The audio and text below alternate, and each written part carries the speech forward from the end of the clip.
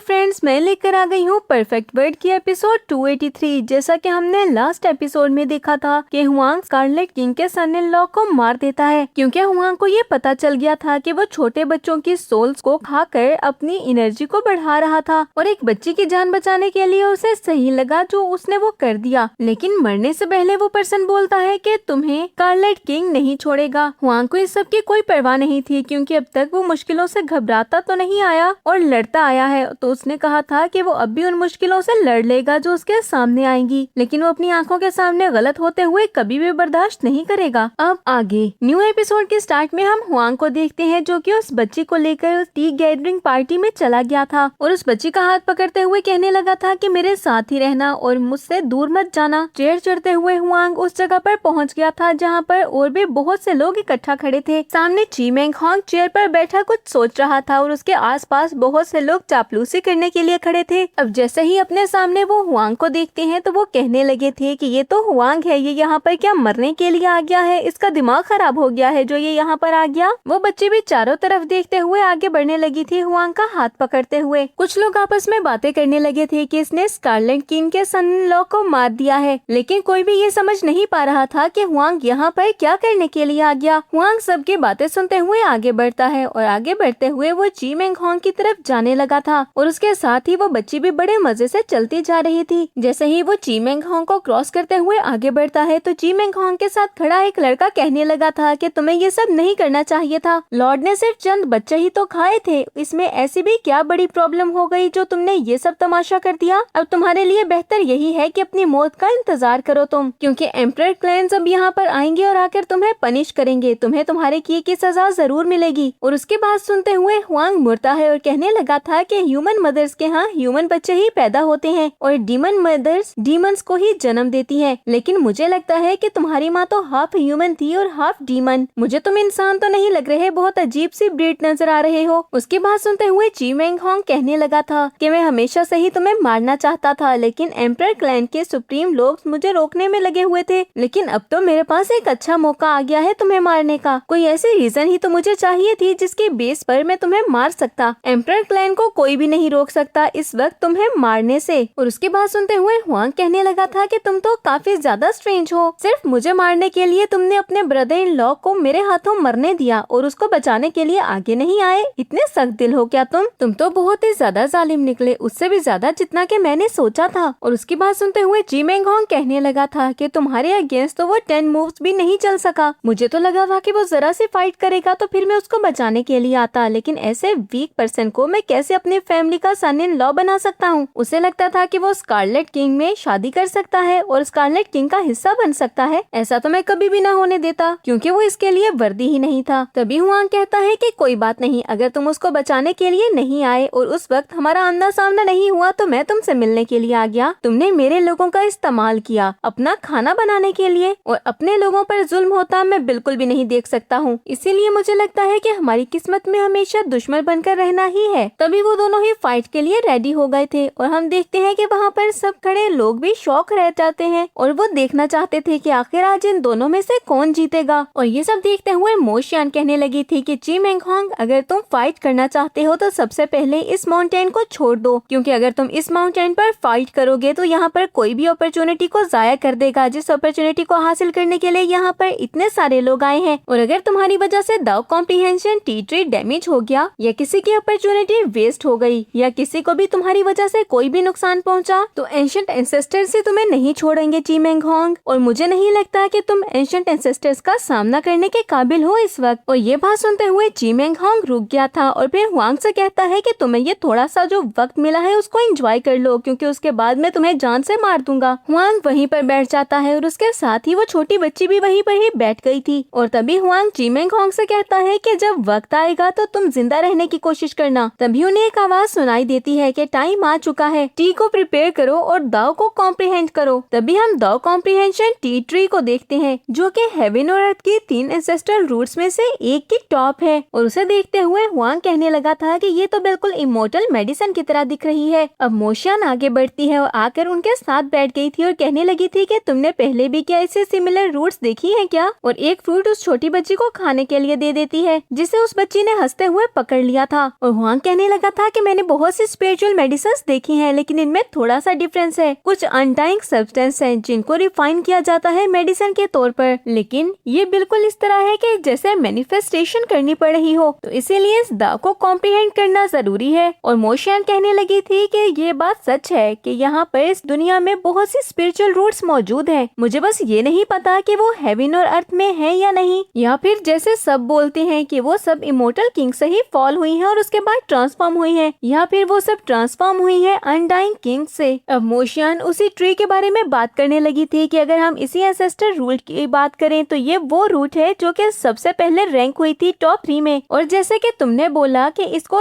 Comprehend करना पड़ेगा इसके दाव को, तो इसकी वजह ये है कि ये 2 में स्प्लिट हो जाती है। दाव कॉम्प्रिहेंड टी ट्री रूट जो कि हमें अभी इस वक्त दिखाई दे रही है वो हाफ स्पिरिचुअल रूट है। और ये बात सुनते हुए हुआंग काफी ज्यादा हैरान हो गया था और कहता है कि अगर ये हाफ है तो अगर इसको कंप्लीट प्लांट किया गया होता तो फिर क्या होता, इसके अंदर इतनी ज्यादा पावर होती कि ये फॉर्चून को हेवन और अर्थ से छीन सकती थी। तभी एक पर्सन पीछे से बहुत ही ऊंची आवाज में चिल्लाने लगा था कि 3000 लीव्स, यानी कि ये नंबर है 3000 ग्रेट दाउस का। ऐसा ट्रेयर तो हजारों साल में कोई एक दफा ही सामने आता है और हम किस्मत वाले हैं कि हमारे सामने ये ट्री आ गया। जरूर किसी की किस्मत तो आज खुलने ही वाली है। हम देखना चाहते हैं कि ऐसी कौन सी पेश गोई अब होने वाली है। तभी कुछ स्पिरिचुअल एनर्जी हम देखते हैं जो कि नीचे जमीन पर आती है और वो थी अनडाइंग बैरियर अनफोल्ड। और उसी वक्त दाव कॉम्प्रिहेंशन टी ट्री अपेयर हो गया था, लेकिन जमीन हिलने लगती है और उसको देखकर वो बच्ची घबरा गई थी। और उन सबको आवाज सुनाई देती है कि सब उस बैरियर के बाहर ही रहेंगे और यहाँ पर जितने भी लोग मौजूद हैं सब सिर्फ एक ही लीफ ले सकते हैं। और उन सबको उसे ड्रिंक करने का बोला गया और ताकि वो अपने दाव को कॉम्प्रिहेंड कर सके। और जैसे ही वो अपने दाव को कॉम्प्रिहेंड करेंगे उसके बाद उन्हें परमिशन होगी दूसरा लीफ लेने की। और कुछ ही देर में स्टार्ट हो जाता है फर्स्ट राउंड टी पिकिंग और दाव कॉम्प्रिहेंडिंग का। सभी आगे बढ़ते हुए अपना अपना लीफ पिक करने लगे थे बैरियर के बाहर खड़े होकर ही। और ये देखते हुए हुआंग अपनी आंखें बंद करके खोलता है और फिर वो खड़ा हो गया था। उसे खड़ा होता देखकर वो बच्ची भी खड़ी हो गई थी और मोशियान भी खड़ी हो जाती है। वो बच्ची तो हुआंग को बिल्कुल ऐसे ही फॉलो कर रही थी कि जो हुआंग करेगा वही वो बच्ची करेगी। मोशियान भी अपना एक लीफ पिक कर लेती है, जिसके बाद हम जीमेंग होंग को देखते हैं जिसने वहाँ पर बहुत सारे होल्स कर दिए थे और बहुत सारे लीव्स बाहर आते हैं। एक जीमेंग होंग के पास आ गया था और बाकी उसके साथियों के पास, और वो खड़े होकर उसके दाव को कॉम्प्रिहेंड करने लगे थे। और इसके बाद हम हुआंग को देखते हैं जो कि अपना एक लीफ पिक करने की कोशिश करता है, लेकिन वहाँ पर खड़े कुछ लोग उसका लीफ चुराने की कोशिश करते हैं। तो हुआंग ने अपने फोर्स से उनको वहीं पर ही खत्म कर दिया था। ये देखते हुए जीमेंग होंग का चेला कहने लगा था कि तुम क्या कर रहे हो? दाव कॉम्प्रिहेंशन टी ट्री गैदरिंग में आकर तुम यहाँ पर कोई डिस्टर्बेंस क्रिएट करना चाहते हो? और हुआंग जीमेंग होंग से कहता है कि अपने इस नौकर को कहो कि तमीज में रहे, जिस पर जीमेंग होंग उसे धमकी देने ही वाला था। तो हुआंग अपनी फोर्स का यूज करता है और जीमेंग होंग के ऊपर एक स्पिरिचुअल अटैक कर दिया था, जिसे जीमेंग होंग रोकने की कोशिश करता है, लेकिन वो अटैक इतना ज्यादा पावरफुल था कि जीमेंग होंग भी पीछे की तरफ जाकर गिरा था। और ये देखते हुए उसके नौकर का मुंह तो खुले का खुला ही रह गया था। और उसके बाद वो जीमेंग होंग के उस स्लेव पर अटैक करता है और एक अटैक में ही वो स्लेव वहीं पर खत्म हो गया था और वो जीमेंग होंग के कदमों में जाकर गिरता है। तो जीमेंग होंग ने अपना पैर मारकर उसको खत्म कर दिया था, क्योंकि इतने नाजुक स्लेव तो जीमेंग होंग को भी नहीं चाहिए। और उसके बाद जीमेंग होंग कहता है कि अब तो मुझे और भी ज्यादा जल्दी है कि तुम्हारा सर कब कट के मेरे सामने आए। तुम्हें मारने की और भी ज्यादा जल्दी पड़ गई है अब मुझे हुआंग। और ये फर्स्ट जनरेशन जो तुम्हारे साथ है इसका टेस्ट तो और भी ज्यादा अच्छा होगा, मैं इसको खाना चाहता हूँ। तभी वो बच्ची डरते हुए हुआंग के पीछे छुप गई थी। तभी हुआंग कहता है कि तुम्हें अब तक मौका नहीं मिला, लेकिन तुम फॉरेन रिलम में फेमस हो चुके हो और आगे भी हो जाओगे। और जिस यंगर जनरेशन की तुम बात कर रहे हो, मुझे लगता है कि इस यंगर जनरेशन से तुम ही सबसे पहले मरोगे, क्योंकि तुम मुझसे मुकाबला करने के लिए आ रहे हो। तो मुझसे तुम्हारी हार और तुम्हारा मरना तो पक्का है। लेकिन इतने में हम देखते हैं कि हर तरफ ही बर्फ गिरने लगी थी और तभी एक आवाज सुनाई देती है कि डिवाइन आइस और ऑस्पिशियस स्नो आ चुकी है, चाय को बनाना शुरू करो। हुआंग अपने लीव्स को स्पॉट के अंदर डाल देता है और तभी सोचने लगा था कि मैंने सुना है कि हमें जो भी लीव्स मिलते हैं वो वही ग्रेट दाउस दिखाते हैं जो कि आपकी कल्टीवेशन के सबसे ज्यादा नजदीक हो। और टी को बनाते हुए हुआंग पी गया था और सोचने लगता है कि ये तो ओरिजिन एनर्जी है। जिसके बाद हम देखते हैं दाव कॉम्प्रिहेंशन इनसाइट्स को, जिसके बाद हुआंग अपने दाव और अपने स्पिरिचुअल रिलम को देखता है। और उसके बाद उन सबको फिर से एक आवाज सुनाई दी थी कि जो भी फर्स्ट राउंड में अपने दाव को कॉम्प्रिहेंड करने में कामयाब हो चुके हैं वो और स्पिरिचुअल लीव्स ले सकते हैं। और इस बार इसमें कोई भी लिमिट नहीं है, कोई जितने चाहे उतने लीव्स ले सकता है। है। ये सब तुम्हारी स्ट्रेंथ और तुम्हारी किस्मत पर डिपेंड करता है कि तुम कितने लीव्स ले पाते हो। तभी सब लोग अपनी पावर का यूज करते हुए लीव्स को इकट्ठा करने लगे थे। हुआंग भी अपनी पावर का यूज करता है ताकि उन लीव्स को इकट्ठा कर ले और सोचने लगा था कि इस बार बैरियर पिछले बैरियर से ज्यादा स्ट्रॉन्ग है। बहुत से लोग उस बैरियर को तोड़ने की कोशिश करते हैं ताकि वो लीव्स को इकट्ठा कर लें, लेकिन कुछ की स्ट्रेंथ उनका साथ नहीं दे पाती। तभी हम फिर से देखते हैं हुआंग को, जो कि लाइटनिंग पूल को यूज करता है और बैरियर में उसने एक होल कर दिया था। तभी हम देखते हैं कुछ पर्सन्स को जो कि आगे बढ़ते हुए उसके लीव्स को चुराने लगे थे और दूसरी तरफ हम देखते हैं जी मेंग होंग को, जो कि अपनी पावर का यूज करते हुए बैरियर में होल करने लगा था। तो हुआंग कहता है कि तुम सब अपने लिए तो